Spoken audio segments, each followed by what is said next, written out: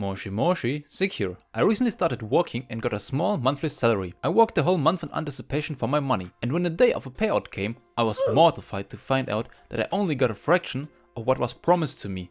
Here I learned the consequences of taxes, which led me to do a bit of research of how to circumvent this inconvenience. I do not incite or encourage you to install a Tor browser, a VPN, and maybe a virtual machine and go and research how to evade taxes, because that will be illegal. But if it's just for the knowledge of how it works, it's worth doing a bit of learning. It's just about the information. It's like if I'm looking up exactly how a nuclear bomb works. I just want to know how it functions and not build one in the future to use it against the state that stole my hard-earned money.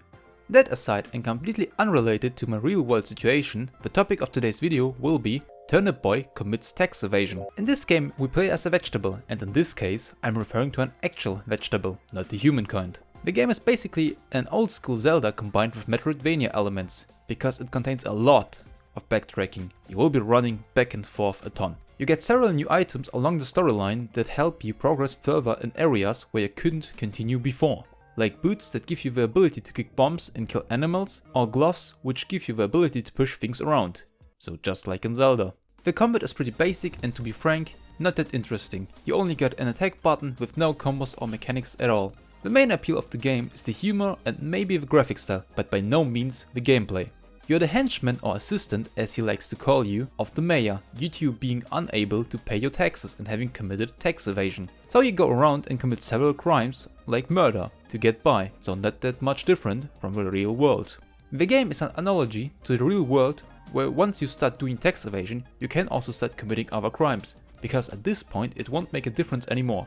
There's nothing worse for the state than a person who does not pay their taxes, not even a serial killer.